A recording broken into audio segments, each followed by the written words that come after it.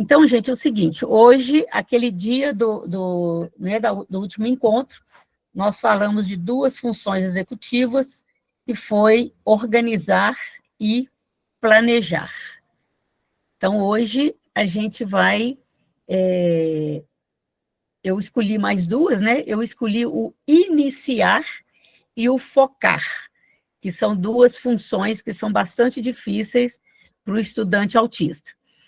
Então, o que a gente vai fazer é tentar, né, oferecer algumas estratégias para que vocês possam entender essa questão do iniciar uma atividade e de focar nela.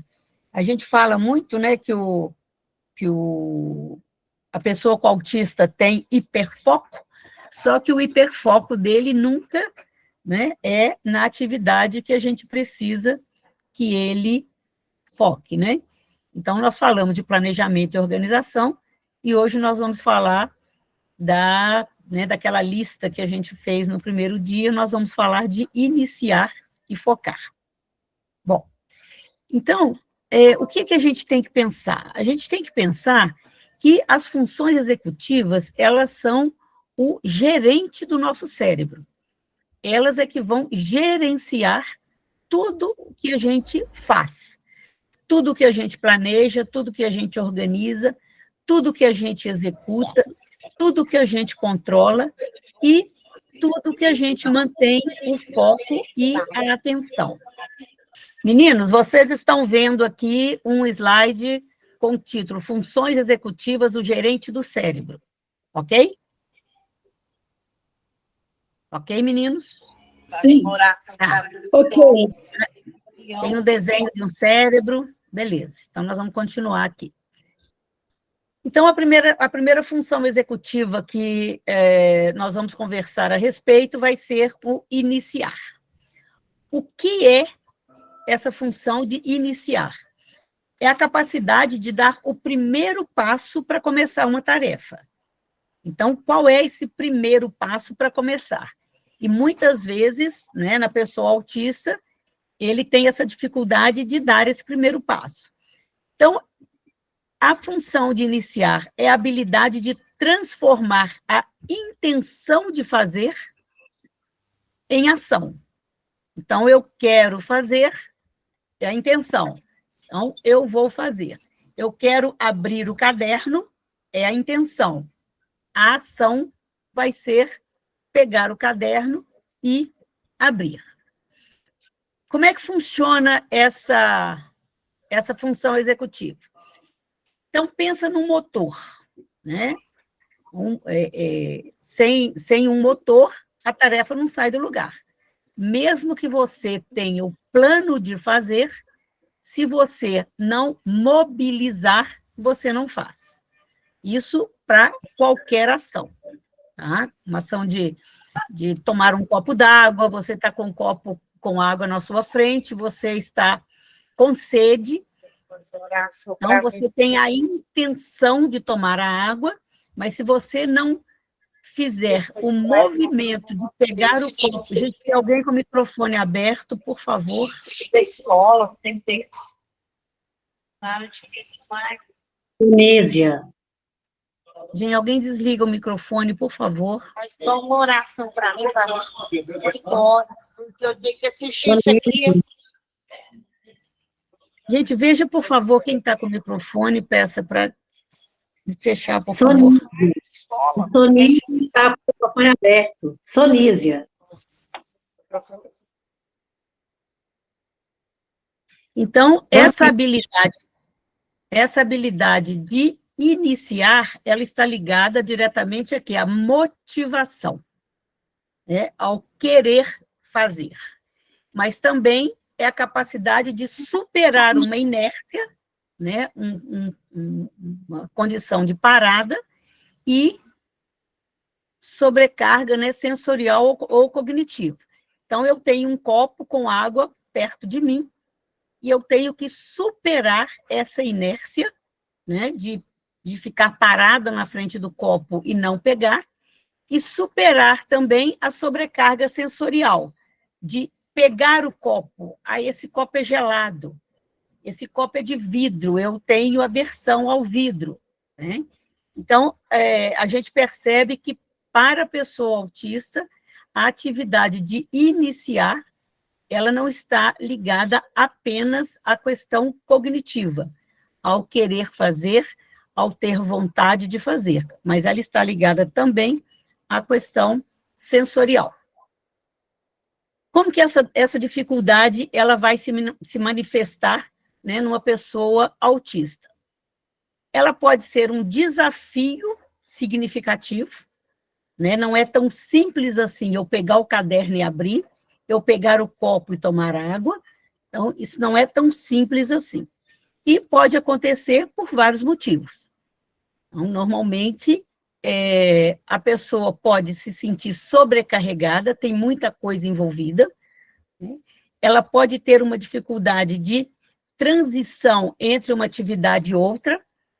Antes ela precisou abrir o caderno está aberto, agora ela precisa pegar o lápis. É uma outra iniciação, não faz parte da mesma ação dela, são duas ações. Abrir o caderno, pegar o lápis é outra ação, eu tenho que iniciar uma outra ação, escrever no caderno é uma terceira ação. Então, percebam como isso é complexo, né, pensando no transtorno do neurodesenvolvimento. E também, né, pode ser alguma coisa aversiva a uma tarefa ou ao próprio objeto. Então, eu posso ter aversão à atividade de matemática, ou eu posso ter aversão ao caderno, à folha do caderno. Então, tudo isso, gente, a gente precisa prestar atenção. E o que pode acontecer? Né? Pode acontecer a procrastinação, que é o adiamento desse início da tarefa. Esse adiamento pode ser indefinidamente, né, de eu não fazer nunca mais, ou por um tempo. Então, às vezes, eu abri o caderno de matemática, mas aí tem um som lá na rua, passou uma ambulância. Então, momentaneamente, eu paraliso e depois eu posso continuar. Mas essa procrastinação, ela pode ser mais duradoura, tá? Vai depender da atividade, vai depender da motivação para essa atividade e vai depender de como o professor dá a ordem para essa atividade, tá? Uma segunda situação, né, que dificulta o início é, aparentemente, um travamento. O estudante pode ficar parado, olhando para o material ou para a folha de papel, sem agir. Então, não é falta de interesse, mas é uma dificuldade de dar o primeiro passo. Então, se eu percebo que a dificuldade é de dar o primeiro passo, a minha intervenção vai ser exatamente aí. Eu vou falar disso daqui a pouco. Pode ser devido a uma distração, né? O estudante pode se ocupar de outras atividades, né? Arrumar o estojo, ajeitar a cadeira, como uma forma de evitar esse início. Ou ele distrai e ele tira a sua atenção totalmente daquilo que é para fazer. Então, se é uma distração, vai ser uma outra intervenção, né, do professor para fazer com que ele inicie essa tarefa. E pode ser também por dependência. O estudante pode esperar o professor ou um colega para dar o primeiro passo. Então, ele pode pedir ajuda, ou então está faltando exatamente, ele fica paralisado, mas esse, né, como eu falei antes, o travamento pode ter um motivo, né, pode ter um motivo afetivo ou um motivo sensorial, mas a dependência é o motivo afetivo. Ele fica esperando alguém fazer alguma coisa. Eu tive uma aluna que ela acompanhava um aluno autista na sala de aula, uma criança de 6 anos, no primeiro ano. Então, ela falava o seguinte, ela falava comigo assim, Sandra, tudo que eu falo que é brincadeira, ele faz. Então, o professor, por exemplo, escrevia alguma coisa no quadro e ele tinha que copiar e ele ficava travado. Aí ela falava com ele, a brincadeira agora é copiar do quadro. Aí ele copiava. Às vezes ele falava assim, a brincadeira agora é você copia uma parte e eu copio outra. Então, é brincadeira, então a professora, né, a acompanhante, copiava uma parte e ele copiava outra.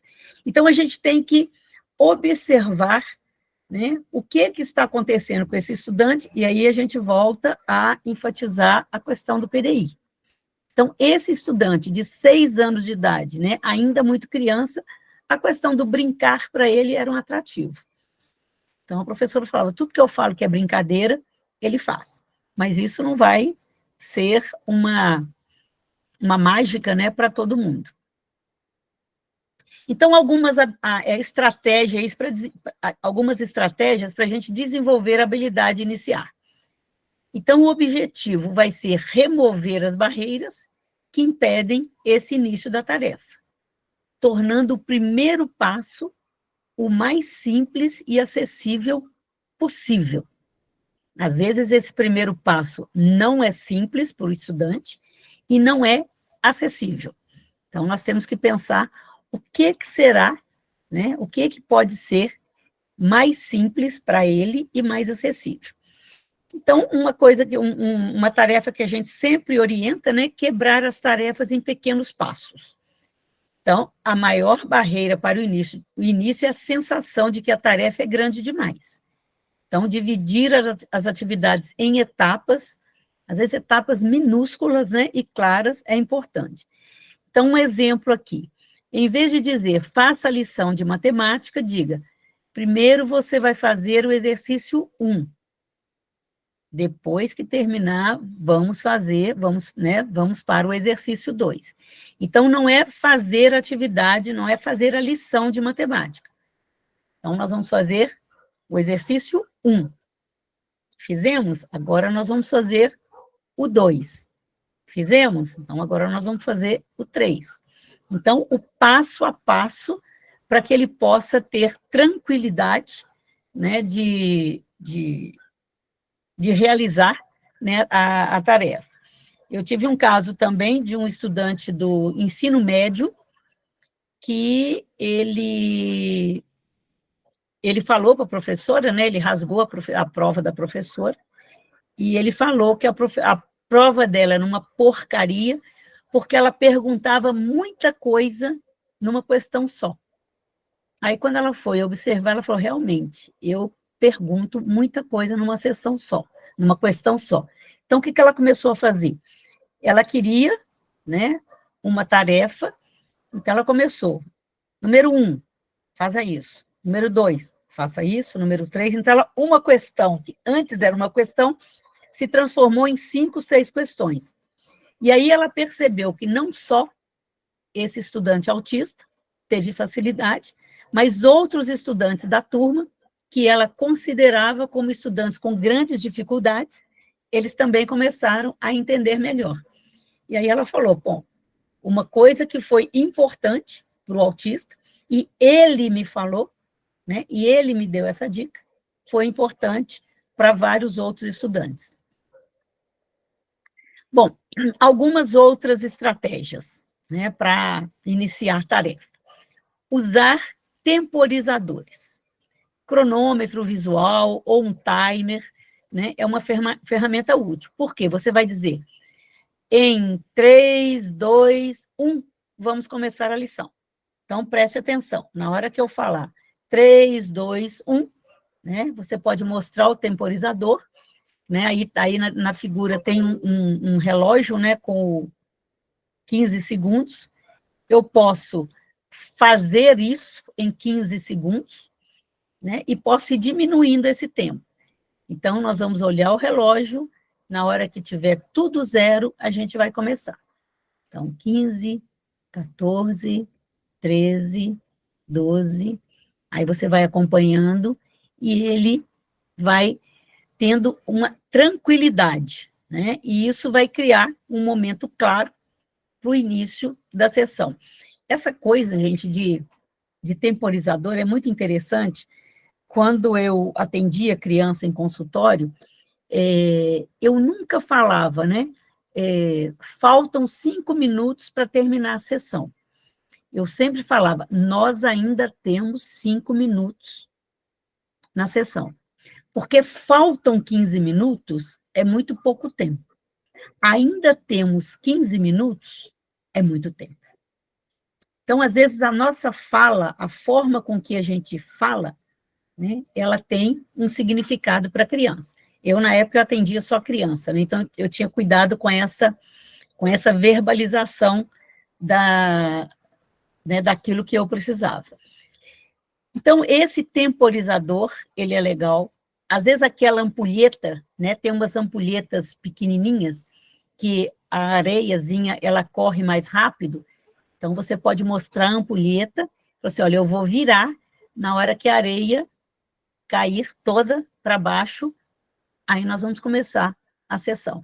Então, fica uma coisa concreta, uma coisa visual, e isso para ele pode ser mais tranquilizador, né? Porque ele sabe que a sessão vai começar a partir de algo concreto. Fichas de início. Você pode criar pequenas fichas de instruções claras, né, para o primeiro passo. Então, por exemplo, para uma tarefa de escrita. Então, a ficha poderia ter a instrução: escreva a data e seu nome na folha. Ou, às vezes, até escreva a data. Aí, uma outra ficha, escreva o seu nome. Então, você pode criar essa ficha, por exemplo, abra o caderno, pegue o lápis. E isso pode ser alguma coisa escrita, se ele é alfabetizado, ou figuras, imagens, né? As imagens são sempre importantes, porque o autista pensa por imagem. Uma outra questão, né, que a gente precisa fazer sempre é o reforço positivo. Então, assim que ele inicia, né, é importante, né? Nossa, que bom, você começou, né? Viu como é fácil? Viu como você consegue? Então, você começou, né? Viu como é que você conseguiu abrir o caderno? Então, aqui está a ficha do abra o caderno. Abriu o caderno? Muito bem, você conseguiu abrir o caderno. Agora, a outra ficha, pegue o lápis. Então, isso aí, gente, para nós tem que estar muito claro a questão visual. Tá? Então, um resumo aí, né? Lista de verificação visual, né? Criar listas com imagens ou ícones para cada passo da tarefa. Hoje em dia, gente, isso se a gente fosse falar disso há 10, 15 anos atrás, seria muito mais difícil. Hoje, o Google, o Canva, né, dá muitas figuras, a gente só digita lá o que a gente quer, e quem sabe, né, trabalhar com visualização, né, mexer com imagem, né? Hoje a inteligência artificial faz isso, então não é tão difícil assim a gente criar essa lista de imagens, né? O timer, né, e a contagem regressiva, um cronômetro, ampulheta ou qualquer tipo de relógio, né, que marque um tempo. Início em conjunto, né, começar a tarefa junto com a criança, né, dando o primeiro passo, ou ajudando a escrever. Quer dizer, eu vou escrever a primeira palavra, e aí você continua. Isso também dá uma tranquilidade. Tabela de rotina, que a gente fala, isso aí a gente fala em todo webinar, a gente fala disso, né? Mostrar a ordem das atividades, o que é preciso fazer, né? Isso dá uma tranquilidade. Codificação por cores, usar cores para sinalizar a importância ou a ordem das tarefas, né? E aí, verde, vermelho, verde, amarelo e vermelho, né? O que você vai fazer primeiro? Então, o vermelho é urgente, tem que fazer agora, né? O verde pode fazer depois. Quebra de tarefas, né, que a gente já falou também várias vezes aqui. Então, aqui uma atividade prática, né, um estudo de caso. Então, um estudante precisa fazer uma atividade com 3 partes: leitura, escrita e desenho. Ele pega o lápis, mas fica olhando para a folha sem fazer nada. Então, um primeiro passo aí, né? Divisão em grupos.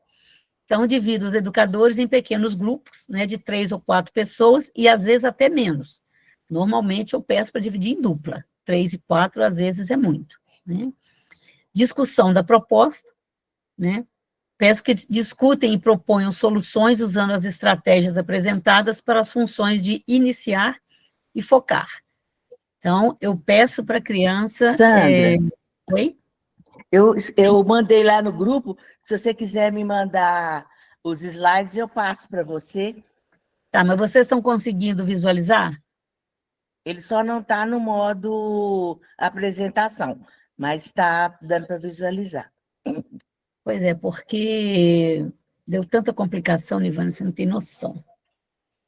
Agora Mas tá... a gente... Vocês estão Tá... enxergando, não estão? Então, Sim, beleza. estamos. Isso é importante. Então, aí, essa atividade ela pode ser em grupo, né? Pode ser em vários grupos ou pode ser individual. Então, você pode perguntar, né, para a turma o que a gente precisa fazer primeiro. Né? Nós vamos ter que ler um texto, nós vamos ter que escrever, responder perguntas sobre esse texto e depois fazer o desenho sobre esse texto. Então, qual que é a primeira coisa que nós vamos fazer? Leitura. Então, tá. Então, todo mundo vai fazer a leitura. Terminou, agora nós vamos responder as questões. Todo mundo terminou, agora nós vamos desenhar.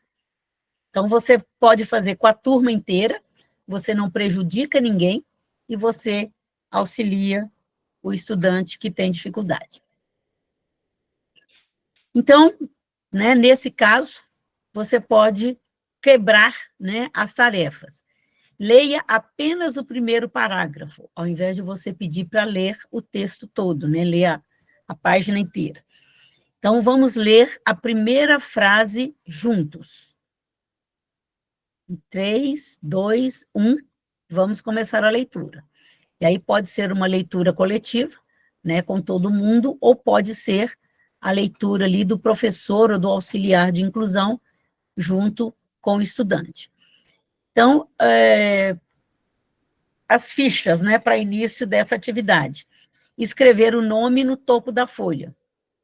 Leia apenas a primeira frase. Marque um X quando terminar. Então, é um passo a passo, né, bastante simples, para ele conseguir fazer. Com relação ao focar, nós vamos dar outros exemplos, tá, gente? Com relação ao focar, o que é importante a gente pensar? Que a função executiva de focar, ela está ligada ao controle inibitório. O controle inibitório é aquilo que me faz parar para ver alguma coisa, para escutar alguma coisa. Então, é a capacidade de suprimir informações irrelevantes, né, distrações sensoriais, pensamentos intrusivos, e manter a atenção na tarefa principal. Então, o meu controle inibitório vai fazer com que eu preste atenção, com que eu foque numa determinada atividade, numa determinada tarefa. Por que focar é um desafio para os estudantes autistas? Né? Como eu falei antes, a gente fala muito de hiperfoco, né? Nossa, ele deveria conseguir focar, porque ele tem hiperfoco, né? Ele sabe focar, mas ele sabe focar, ele foca naquilo que é interessante para ele. Então, sensibilidade sensorial é uma das coisas, é um dos desafios que a gente tem para fazer com que o estudante foque numa atividade. Então, muitos estudantes podem ter hipersensibilidade, né, uma percepção exagerada, ou uma hipossensibilidade ao estímulo. Som de um ventilador, a luz de uma janela, o cheiro, né, de uma cola, pode ser tão intensos que tornam a principal fonte de atenção, impossibilitando o foco do professor. Então, às vezes, assim, o fato de um colega estar folheando o livro, isso faz com que ele perca o foco naquilo que ele precisa fazer. Então, isso a gente precisa estar atento na sala de aula, né? O hiperfoco. Então, o oposto também ocorre. O estudante pode se fixar em um único detalhe, um desenho na parede, a textura do tapete, ignorando o resto do ambiente. O desafio não é a falta de foco, mas a dificuldade em redirecioná-la, ou seja, direcionar esse foco para aquilo que é necessário. Por isso é que a gente orienta muito para que a sala de aula não tenha muitos cartazes afixados na parede. Quanto mais estímulos eu tiver na parede, mais eu dificulto a atenção, né, o foco, tanto do meu estudante autista, quanto, por exemplo, do estudante com TDAH ou com deficiência intelectual. Então, tenha na parede aquilo essencial. É sempre importante, né, fixar na parede as atividades dos alunos. Então, terminou uma atividade, vamos expor lá na parede para todo mundo ver. Dia seguinte, junta tudo, tira tudo, até no mesmo dia. Depois que todo mundo viu, tira. Né? Quanto mais estímulos você tiver no ambiente, menos possibilidades de foco esse aluno vai ter. Dificuldade em filtrar estímulos. O cérebro não consegue discriminar o que é importante do que é secundário. Isso, o cérebro do autista, ele vai fazer isso. Então, a fala do professor, o barulho do lápis do colega, né? Canto do passarinho, qualquer coisa tem a mesma intensidade do que fixar, né, naquilo que é necessário, fixar o olhar naquilo que é necessário. Então, o ambiente, né, precisa ser um ambiente bem estruturado para que o professor consiga o foco necessário para o aluno realizar a atividade. Então, a falta de foco raramente é um problema de má vontade. Não é que ele está com má vontade, não é que ele não quer fazer, não é que ele não consegue fazer, que ele tem dificuldade, né? É uma dificuldade neurológica, que exige adaptações do ambiente e da metodologia. Então, eu preciso ter um ambiente favorável à manutenção do foco, né? Manutenção da atenção. E a metodologia também. Então, o sucesso do estudante vai depender muito mais da estrutura oferecida pelo educador do que de suas características individuais. Então, a gente não pode achar que, ele tem dificuldade de atenção. Tá, por que ele tem dificuldade de atenção? O que tira a atenção dele? Né? Às vezes, uma colega sentada na frente, dependendo do cabelo dessa colega, de uma fita que ela tem no cabelo, de uma blusa que ela está usando, né? Ou um colega. Então, é importante a gente prestar atenção nessas situações. Então, a estratégia 1 vai ser redução das distrações. Como é que eu vou fazer isso? Né? Pequenas adaptações com grande impacto. Um ambiente com excesso de estímulos visuais ou sonoros sobrecarrega o sistema nervoso e compromete a atenção. Então, canto de trabalho. Crie um espaço de trabalho com divisórias, um simples biombo de papelão já ajuda para reduzir o campo visual. Sabe aquele biombo de urna, quando a gente vota, que coloca em cima de uma mesinha? Aquilo ali já é importante. Inclusive, o método TEACH, né, que é um método de trabalho com pessoas com autismo, ele tem muito isso, né? O uso do biombo, a pessoa sentar olhando para a parede. Sentar olhando para a parede não é uma coisa tranquila na sala de aula. Né? Isso é péssimo, dá a impressão que o menino está de castigo. Mas o biombo pode ser uma forma de reduzir essa distração. E dependendo também de onde esse estudante senta na sala de aula. Né? Sentar próximo de janela, próximo da porta, a gente está oferecendo distratores. Né? Cápsulas de foco, o que é isso? Use caixas organizadoras para guardar os materiais que não serão usados naquele momento. Isso evita que o aluno se distraia com objetos desnecessários na mesa.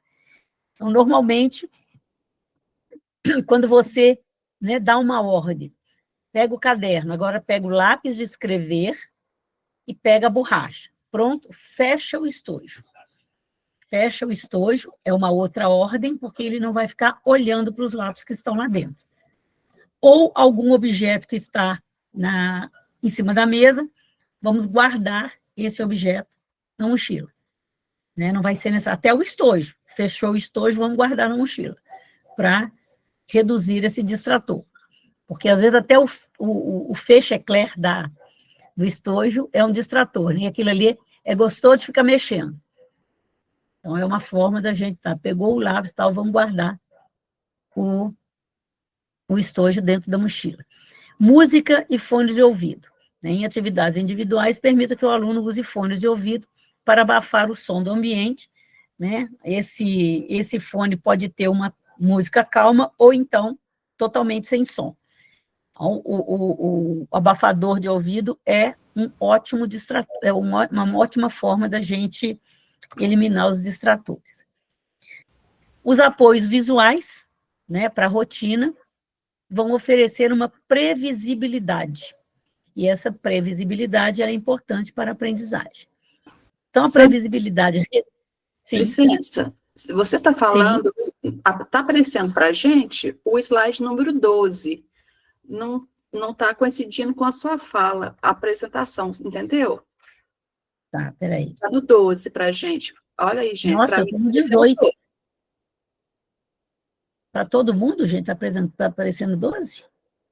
Nossa senhora, eu já estou no 18. Então, vamos lá. Voltou para o 12. Tá, então agora eu pus o 12. Então, o 12 é aquele estudo de caso que eu falei, né? E agora eu estou explicando algumas atividades desse estudo de caso. Depois eu falei aqui das soluções, né, para esse estudo de caso, quebrar a atividade, né, ao invés de pedir para ler um texto, ler o primeiro parágrafo ou ler a primeira frase. Né? Começar todo mundo junto, ler em grupo e o timer. Né? E falei do início, né? Escreva seu nome no topo da folha. Pronto. Leia apenas a primeira frase. Pronto. Marque um X quando terminar. Então, eu tenho 3 passos aí, ele vai fazer um passo a passo. Aí eu falei, né, comecei a falar do foco. Né? A gente estava falando da função executiva de iniciar, e agora eu estou falando da função executiva de focar, que está ligada ao controle inibitório, que é aquilo que faz com que eu pare de prestar atenção naquilo que está ao meu redor e concentro apenas naquilo que é interessante para a atividade. E aqui, né, aqui no slide 15, eu trouxe aí algumas coisas que são desafios para o estudante autista. Sensibilidade sensorial. Então, muitas vezes eles têm hipersensibilidade ou hipossensibilidade, que vão fazer com que ele não consiga focar naquilo que é preciso focar. Então, às vezes, um som, tem muitos autistas que têm aquele ouvido absoluto, né, que ouve um barulho que está a muitos metros de distância. Então, você, professora, tentou fazer com que a sala ficasse, né, o maior silêncio possível, mas ele ouve um barulho lá a um quarteirão de distância. Então, isso é um desafio, né, para o focar do estudante autista. O hiperfoco é outro desafio, porque ele foca numa coisa só. Então, para ele tirar a atenção do seu dinossauro e virar a atenção para o caderno de matemática é um desafio. E a dificuldade de filtrar estímulos, que é uma questão neurológica. Então, é difícil para a pessoa autista discriminar o que é importante e o que é secundário. Então, eu posso... uma estratégia que a gente usa, né, com figuras. Então, por exemplo, eu tenho lá uma figura do caderno de matemática, e eu tenho uma outra figura com o dinossauro, por exemplo, se é o hiperfoco dele. Então, eu coloco as duas figuras como agora e depois. Então, agora é aqui, é o caderno de matemática. Depois é o dinossauro. Então, ele fica tranquilo, porque ele sabe que ele vai poder mexer no dinossauro, ele vai poder brincar com o dinossauro, mas agora é o caderno de matemática. Então, isso dá tranquilidade. E essa manutenção do caderno de matemática, ela não pode ser longa. Então, eu tenho que ter um passo a passo aí, para que ele possa fazer as duas coisas. Então, por exemplo, eu coloco o agora e o depois. Beleza. Fez aqui, leu a primeira atividade, fez a primeira atividade, né? Fez o exercício número 1. Então, agora, ele pode pegar no dinossauro. Beleza? Agora, o professor volta com a ficha do agora. Então, agora é o caderno de matemática, nós vamos fazer o exercício 2. E depois, né? Esse agora e depois, gente, é na mesinha do menino. Tá? Isso tem que estar ao alcance dos olhos dele, para ele poder saber que ele pode fazer isso depois. Então, o desafio de focar, né? É porque essa dificuldade neurológica dele de entender, né, o antes e o depois.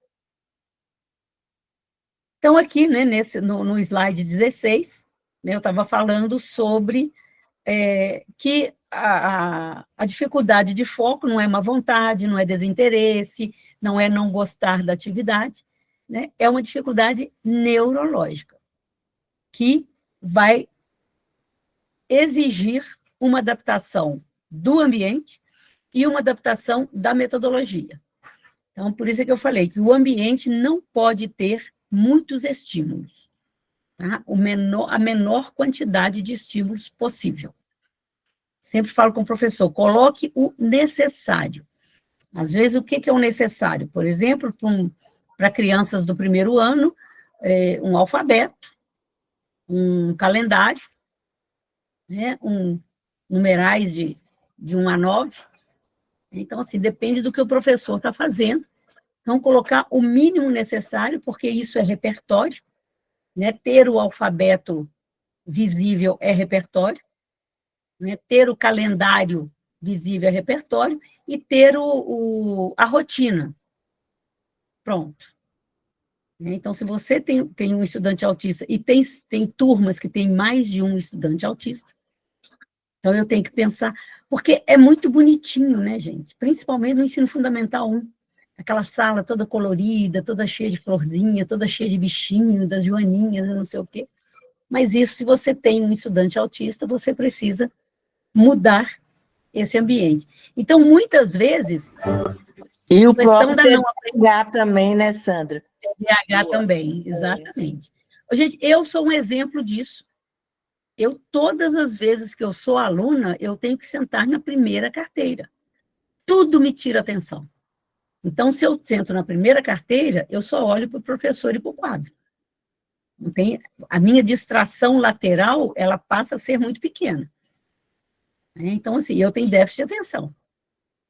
Então, eu sei, assim, o tanto que isso, né, é difícil para um estudante que tem um transtorno do neurodesenvolvimento e que nem sempre ele entende.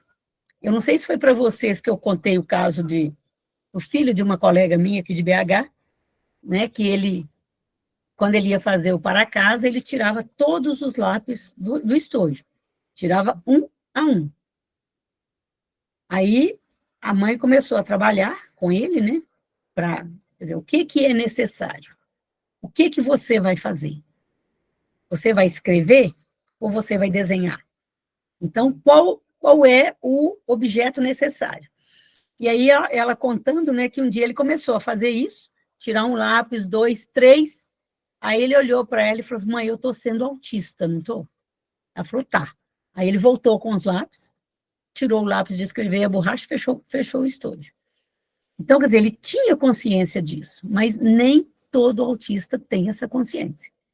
Então, quando o estudante tem a consciência, você, com uma ordem simples, E quando eu falo ordem simples, eu falo que é uma ordem é uma frase com ponto.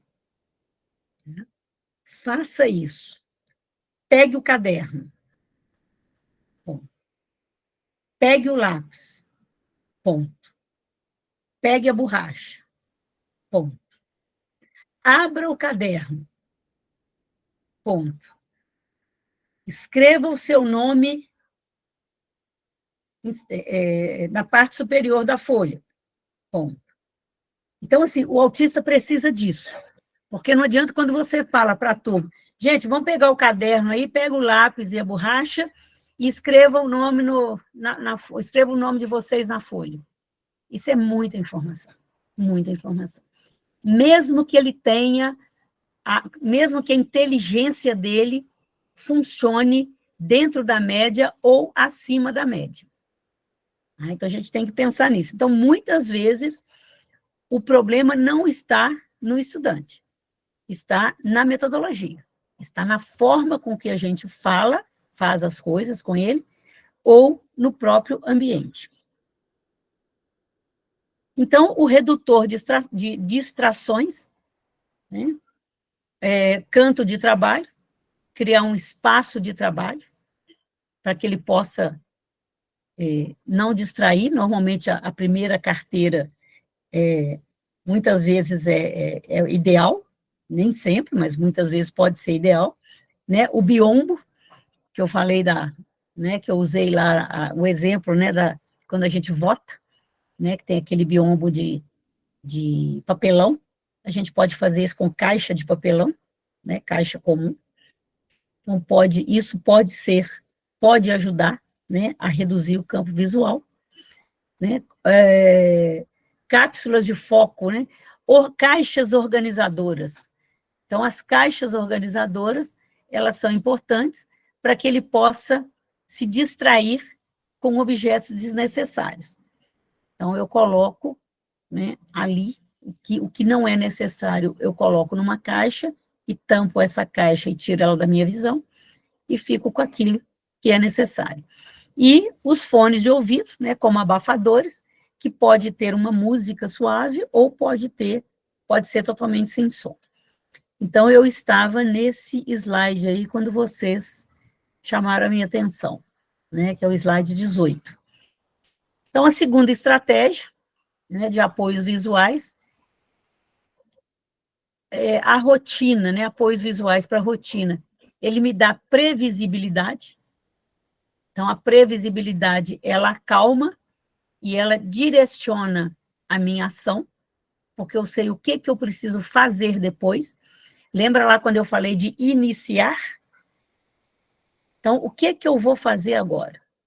Não sei. Se eu tenho o quadro de rotinas, eu olho o quadro de rotina, então eu sei o que eu vou fazer. Se eu tenho que pegar o caderno, se eu tenho que levantar da carteira, se eu tenho que sair da sala, o que vai ser agora? Então, a previsibilidade, ela reduz a ansiedade. E a ansiedade é uma grande característica das pessoas com autismo.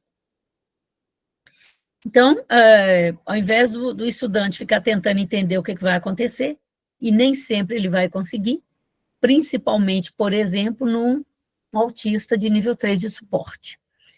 Então, o quadro da rotina, né, usando imagens ou símbolos para mostrar essa sequência, né? Então, primeiro um círculo de leitura, depois uma atividade de escrita, depois o recreio. Então, pedir o aluno para movimentar um objeto ou apontar para a próxima atividade, quando a atual terminar. Fulano, nós terminamos, agora o que a gente tem que fazer? Me mostra, né, no quadro de rotina, ou essa rotina pode estar na parede, ou pode estar na carteira do estudante. Então, é importante você pedir para ele que ele está te mostrando que ele está entendendo.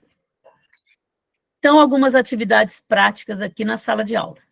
Então, atividades que treinam o foco de forma lúdica e estruturada. Então, tem um exemplo aqui, que é o detetive dos sentidos, discriminação de estímulos e atenção seletiva, jogo do seguir a receita, atenção sustentada e memória de trabalho, e o semáforo do foco. Eu vou falar de cada um, tá, gente? a autorregulação e controle da atenção. Então, o que é esse detetive dos sentidos? Qual que é o objetivo? Ajudar o aluno a discriminar estímulos e praticar a atenção seletiva. Como fazer? Peça ao aluno para fechar os olhos por 1 minuto e tentar identificar 3 sons diferentes na sala. Então, fecha os olhos e presta atenção. Então, você está desenvolvendo a habilidade dele de atenção. Depois, peça para ele abrir os olhos e identificar 3 cores diferentes na sala. Ele vai ter que prestar atenção, ele vai ter que ter foco. Não adianta ele olhar tudo ao mesmo tempo. Então, a gente pode adaptar para atividades de tato, né? 3 objetos com texturas diferentes na sua mochila. Então, o detetive dos sentidos é eu desenvolver os sentidos, fazendo com que ele preste atenção naquilo que está acontecendo ao seu redor, né? Essa atividade, ela pode desenvolver a capacidade de filtrar informações sensoriais, que é uma habilidade fundamental para o foco. Então, se eu tenho, por exemplo, se o professor vai dar a instrução, então, desenvolver essa habilidade dos sentidos faz com que eu preste atenção. Por exemplo, o professor pode fazer um combinado, né? Na hora que eu bater uma palma, todo mundo olha para mim. Então, ele bateu a palma, todo mundo olha, aí ela dá a instrução. Então, eu posso usar essa atividade. Dependendo da sala de aula, né, eu vou apagar a luz. Na hora que eu acender a luz, todo mundo olha para mim.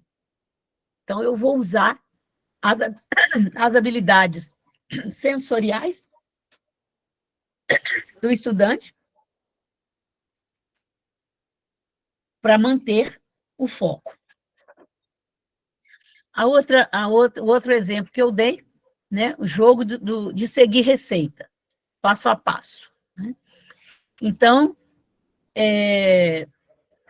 pegue o pão, passo 2. Espalhe a massinha, né, a geleia, passo 3. Adicione a massinha. Então, eu posso fazer, por exemplo, aquela massinha, né, de receita caseira. Então, o que nós vamos fazer? Então, eu vou pegar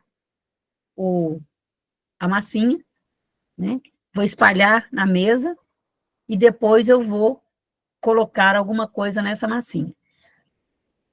Então, isso melhora a atenção sustentada e a memória de trabalho. A memória de trabalho é o que eu vou fazer agora, o que eu tenho que fazer. Né? Um exemplo que eu sempre dou é: vamos somar 2 mais 2. Nossa, o que é 2? Deixa eu lembrar o que é 2. Isso é memória de trabalho. Eu tenho que lembrar o que significa aquilo que eu vou fazer naquele momento. Então, preparar um mini roteiro visual para uma atividade simples, né? Como montar um sanduíche de massinha, fazer um desenho. Aí tem um desenho de uma dobradura, claro que é uma dobradura muito difícil, né? E eu sei fazer isso, né? Mas aí, né? Dobra pela metade. Agora, dobra a outra metade. Agora, dobra a metade de novo. Então, eu vou fazendo passo a passo. Eu posso mostrar, né? No caso da dobradura, eu posso fazer junto, ou ter figuras com desenhos que vão me mostrar esse passo a passo. O semáforo do foco, né, eu vou ter ali fichas verde, amarelo e vermelho.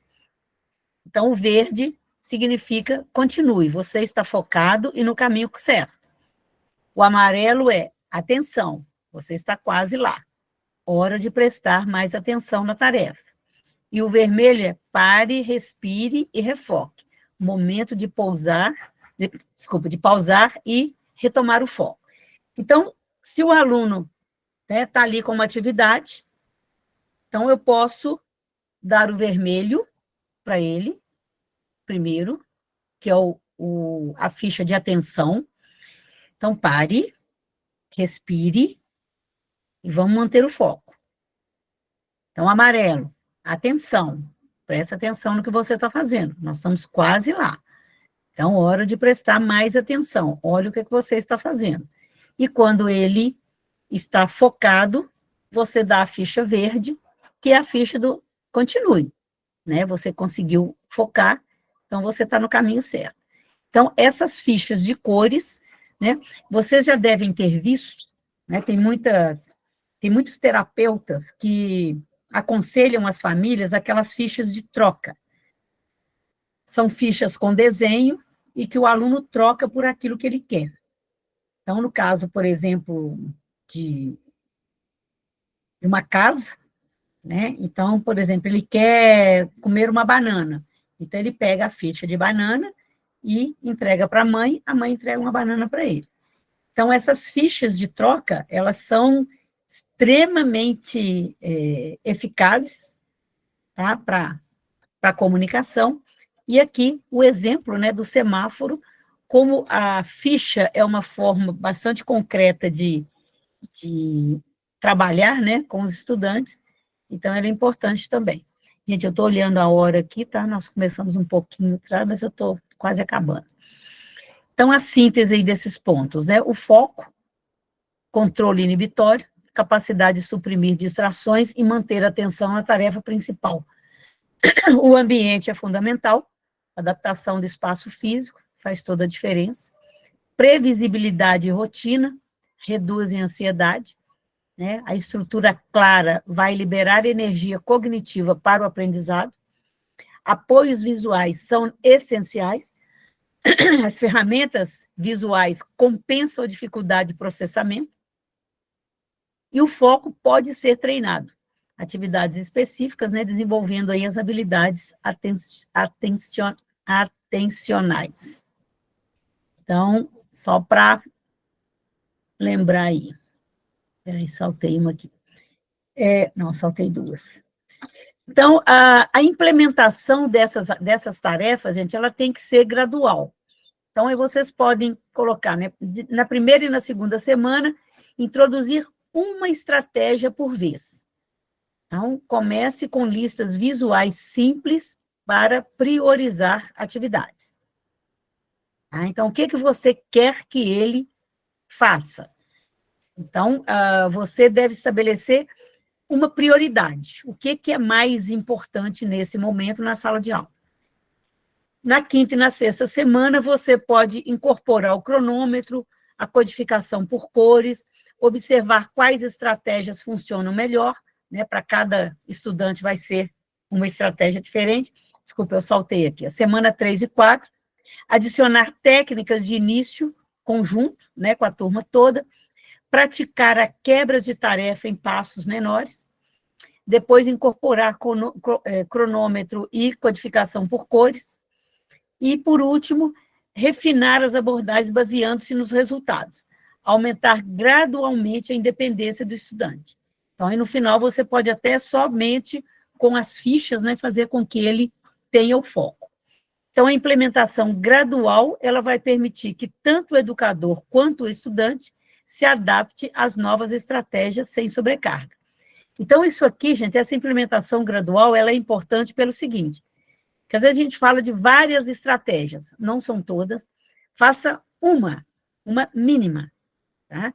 É o que eu sempre falo para o professor o seguinte, ele quer que o estudante mantenha a atenção por 5 minutos. Então, 5 minutos é muito tempo. Então, vamos reduzir isso aí para 1 minuto. Ou eu quero que ele permaneça sentado por 1 minuto. Então, o que eu quero, o que eu vou fazer para ele ficar sentado 1 minuto? E vou aumentando isso. Então, a implementação das estratégias, elas precisam ser de forma gradual. Tá? O professor, às vezes, é meio ansioso e quer fazer, né, quer que o menino em 2, 3 semanas. Às vezes, gente, é rápido. Né? Acho que eu já contei para vocês um estudante que eu peguei para tirar dele a mania de avançar na comida de todo mundo e abrir geladeira de todo mundo e avançar na comida e comer. Em 20 dias eu consegui fazer isso. 20 dias de calendário, do dia 20 de fevereiro a 10 de agosto. Né? Aí teve sábado e domingo no meio. Então, foi muito rápido, mas poderia não ter sido. Ah, porque eu sou ótima? Não. É porque aconteceu. Aconteceu de ser rápido. Tá? Eu poderia ter demorado aí um semestre para poder conseguir fazer isso. Mas consegui fazer em 20 dias. Então, às vezes, a mudança de comportamento ela é rápida, mas às vezes não. Então, a gente tem que ser persistente.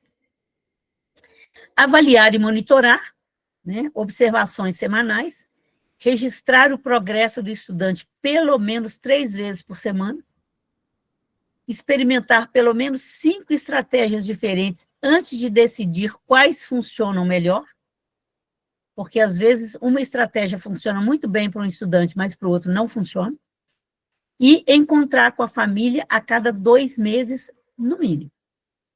Pode ser até, no mínimo não, no máximo.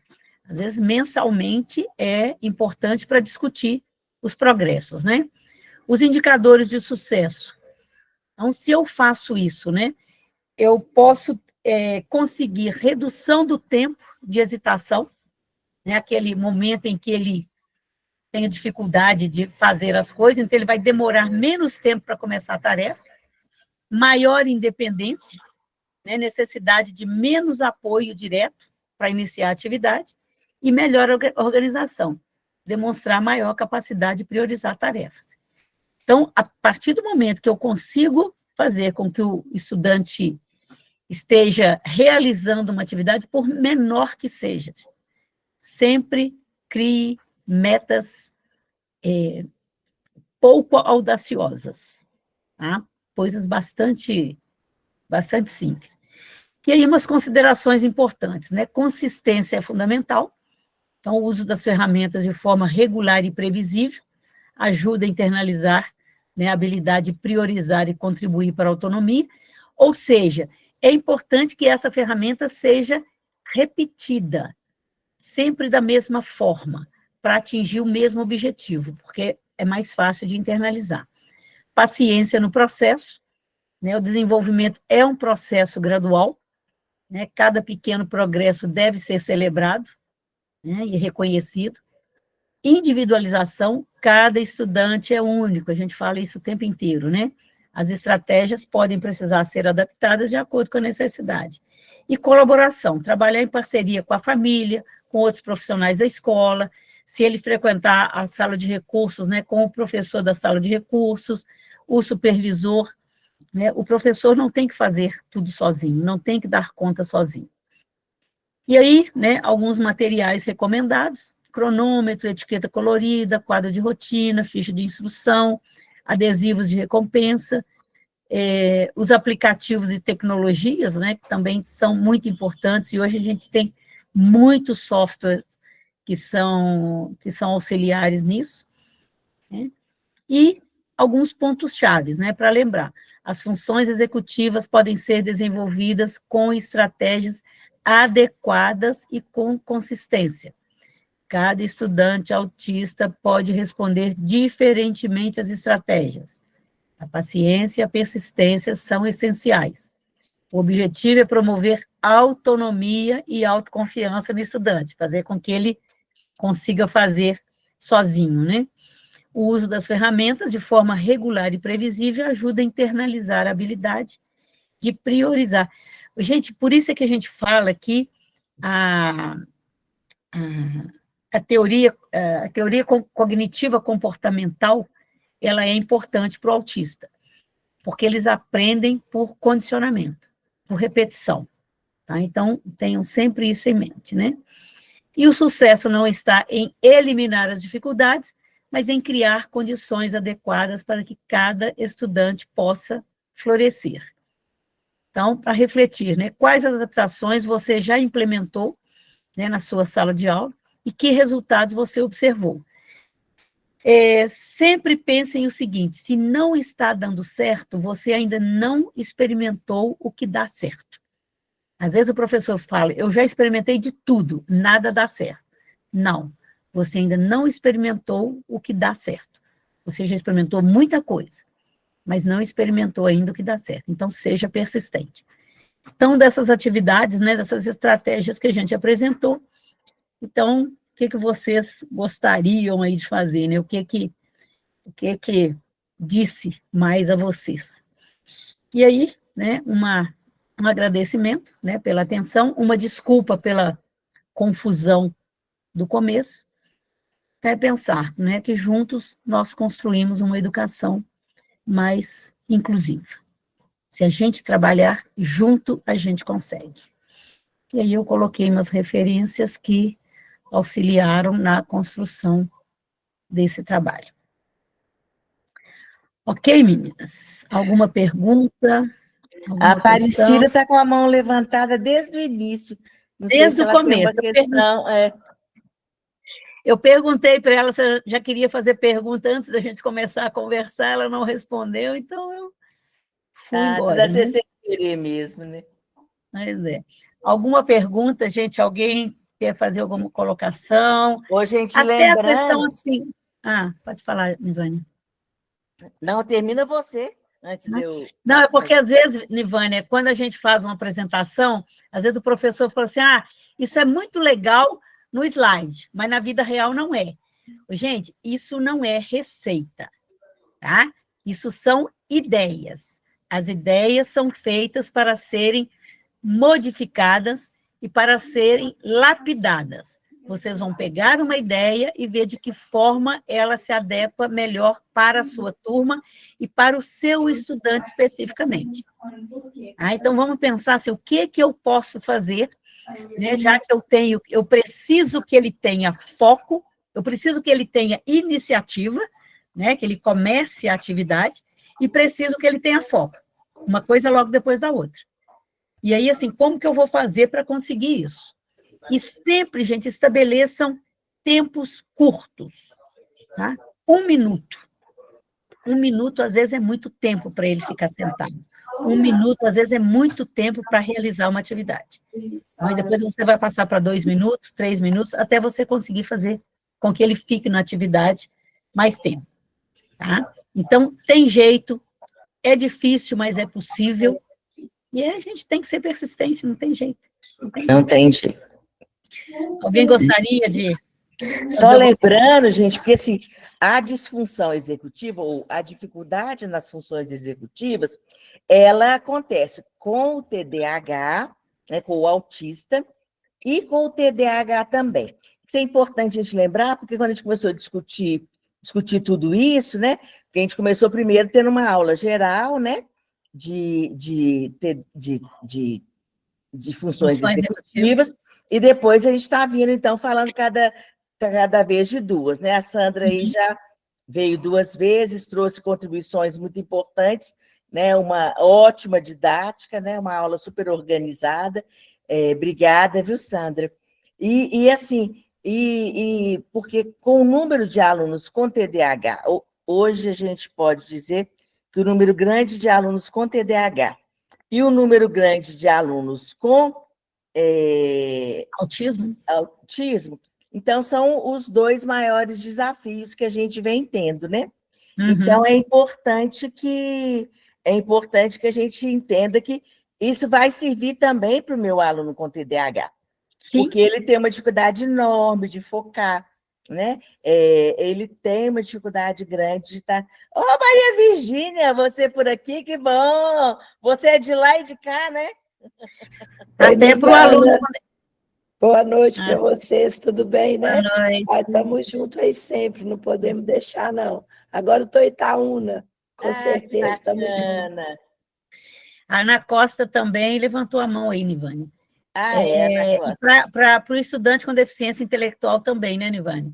O estudante com deficiência intelectual tem dificuldade também de foco, tem dificuldade de iniciar a tarefa, e muitas vezes a dificuldade está, né, no ambiente ou na metodologia. Então, o professor, dando essa orientação, né, o que você vai fazer agora? Presta atenção aqui, olha isso, né? Então, você focaliza o aluno para uma determinada atividade. E isso é treino. Quanto mais a gente fizer, mais isso se desenvolve. É igual memória. Dúvidas, perguntas, considerações?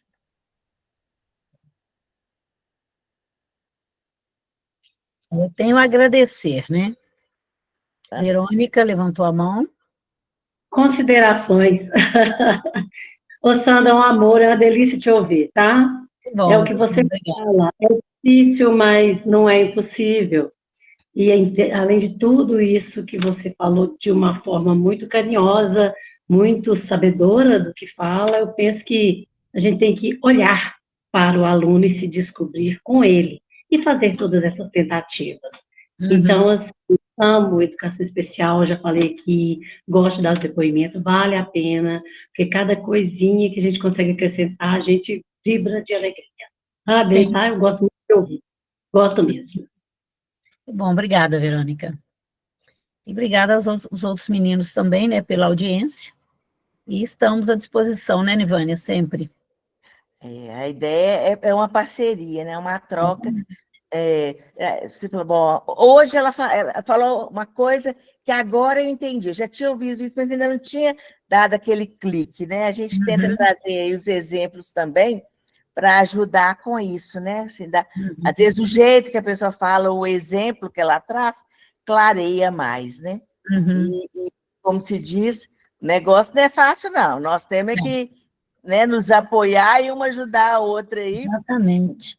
A coisa Eu sempre falo, em funciona. sala de aula, gente, não é ilha, sabe? A gente precisa compartilhar as nossas dúvidas, os nossos anseios e os nossos êxitos também, né? Com o professor do mesmo ano escolar, com o professor de outro ano, com o professor da sala de recursos, com o supervisor, com todo mundo, chamar a mãe, saber como é que o menino está em casa, né? O que está acontecendo, porque às vezes acontece alguma coisa na escola e o menino está desorganizado e o professor, né, também se desorganiza, e às vezes alguma coisa simples, né? Uma vez lá na escola nós perguntamos para a mãe, falou, aconteceu alguma coisa? Ela falou, não aconteceu nada. Falei, pensa o que aconteceu em casa ou desde que você saiu de casa. Eu falei, não, a única coisa foi que eu passei por outra rua que eu precisava ir no supermercado. Eu falei, só isso. É só isso. Desorganizou tudo, né? Foi só mudar de rua, né, do caminho, o menino chega na escola todo desorganizado. E aí, assim, eu falei, pois é. Então, assim, o que a senhora poderia ter feito? Olha, nós vamos passar por aqui porque nós precisamos ir ao supermercado. Então, isso dá uma tranquilidade, aí o menino vai passar pela outra rua tranquilamente. Né? Quando a mãe faz isso de maneira abrupta, né, que a mãe fala, tanta coisa na minha cabeça para eu pensar, então, pois é, mas nós precisamos respirar e tomar a decisão. Márcia, você levantou a mão. Primeiro, agradecer, né, sempre a presença de vocês, é tão gratificante e é tão importante a gente pensar que todo processo ele não cabe só para o aluno com inclusão. É um processo que cabe para todas as crianças, né? A gente precisa ter esse, como disse muito bem a Verônica, esse olhar, né? E ver que a gente precisa estar lidando com crianças, por exemplo, a pontuação. Primeiro nós vamos fazer isso, depois isso. Isso todos os meninos ganham, não só os inclusos, né? Porque a gente precisa orientar o pensamento, como que ele se fortalece, como que ele se constrói, quando ele se estrutura, né? Então, assim, eu já falei isso, eu acho que cada vez mais buscar educação infantil para todos os lugares, né? Porque na educação infantil você tem esse cuidado do tempo, né? A gente precisa respeitar o tempo, ter mais tempo. E agradecer sempre, Sandra, a sua presença, a sua fala.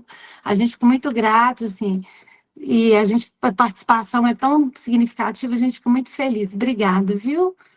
Mas, Márcia, você falou uma coisa aí que eu comento muito nas escolas, que é o seguinte, antigamente, né, o menino de 6 anos estava na educação infantil. Então, ele tinha, né, uma educação mais livre, tinha rodinha, tinha rotina na parede, né, não tinha o caderno, né, o livro. Aí, esse menino de 6 anos, ele passa para o primeiro ano, ele passa a ter caderno, passa a ter carteira, passa a ter um monte de coisas que ele só tem 6 anos. Aí não tem rodinha mais, não tem rotina mais. Então, eu falei, gente, vocês têm que pensar que essa criança estava na educação infantil até pouco tempo. E aí, uma pergunta que eu sempre faço, por que que acabam com a rodinha? Gente, a rodinha é uma coisa tão legal. Então, nós tínhamos um aluno autista na escola que o professor fazia rodinha, ele não sentava na rodinha. Mas eu falo assim, mas deixa o espaço para ele sentar. Não fecha a rodinha, deixa o espaço para ele sentar. E toda hora, fulano, aqui, ó, o seu lugar está aqui. Na hora que você conseguir, você vem para a rodinha. Então, a rodinha está rolando e ele está lá andando pela sala, tudo bem, mas o lugar dele na rodinha está ali. Então, quer dizer, é um lugar de pertencimento. Então, eu não estou indo lá por algum motivo, que ele também não sabe, mas ele pode ir a hora que ele quiser, a hora que ele se sentir mais confortável para poder ir. Então, muitas vezes a gente tem exigências com os meninos, Márcia, e a gente esquece, gente, eles são muito pequenininhos ainda, né? E aí tem caderno, tem livro, tem estojo, tem não sei o quê, tem mochila, e aí a gente transforma o menino num estudante bem robotizado, né? Então, eu sempre falo isso, gente, voltem com a rodinha, gente, voltem com a rotina na parede. Isso é bom para todo mundo, isso que você falou, Márcia, é isso. É bom para todo mundo, não só para o aluno autista. Né? Então, e a inclusão não é para o aluno autista, a inclusão é para todo mundo. Né? A gente tem que ter isso muito claro. Ok, meninas? Mais alguma questão? Mais alguém gostaria de falar alguma coisa para a gente poder encerrar? Então, a gente fica batendo papo aqui a noite inteira, né? A Nivânia sabe o tanto que eu gosto de bater papo. Ah, mas é gostoso mesmo, né? Essa oportunidade. É muito bom, pois é. Bom, gente, a gente está tentando, né, que esse aprofundamento aí, né, nas funções executivas nos ajudem a compreender esses processos e ajudar. E eu comento assim que a forma que a gente está vivendo hoje, né, as crianças com muita demanda de tela muito cedo, está trazendo algumas consequências, né? E a gente tem observado que na atenção e em tudo dentro da sala de aula. Nem é estudo, né? É observômetro mesmo, né? Então, é bom a gente estar cada dia mais afiado. Exatamente. Né? Boa noite, então, gente. A gente agradece muito, viu? E depois a gente manda o material para vocês. Amanhã, no máximo, já está aí, tá?